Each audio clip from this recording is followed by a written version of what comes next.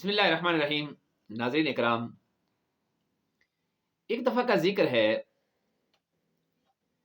کہ چند لوگ ہندوستان سے ایک ہاتھی کسی ایسے ملک کے اندر لے گئے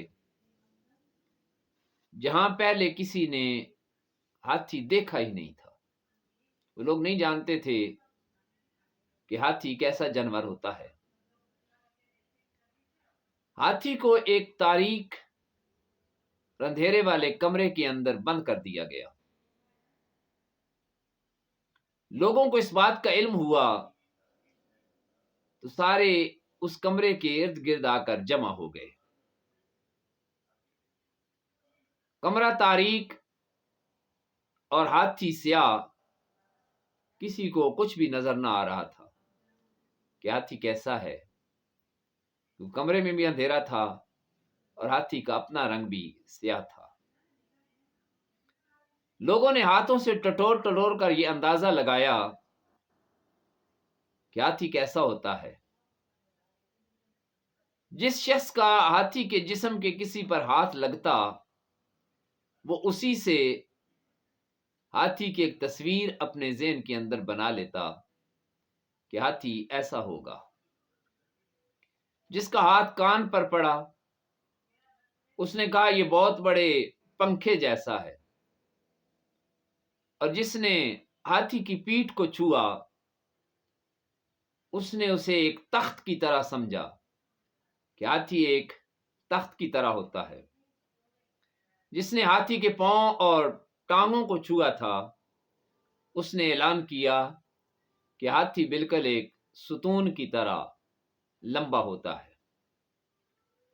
ہر شخص نے ہاتھی کو جیسا ٹٹول کر دیکھا، دوسروں کو ویسا ہی بتایا۔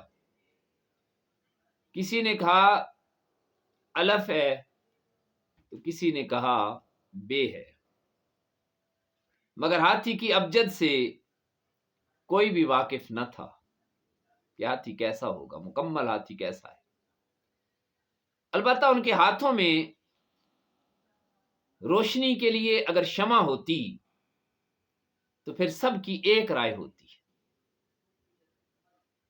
اپنی آنکھوں سے اس روشنی میں اس ہاتھی کو دیکھ لیتے، اپنے ساتھ شمع لے کر آتے تو ہاتھی کا حلیہ بھی پورا پتہ چل جاتا اور سب کی رائے بھی پھر ایک ہو جاتی۔ یہ سارے اختلاف پھر نہ ہوتے، حقیقت حال سے انہیں خبر مل جاتی ہے۔ یہ کہتے ہیں کہ تیسری ظاہری آنکھوں کی بینائی پورے ہاتھوں کو پہچان نہیں سکتی۔ اپنی آنکھوں سے جہالت کی تاریکی دور کرے گا تو پھر بات بن جائے گی۔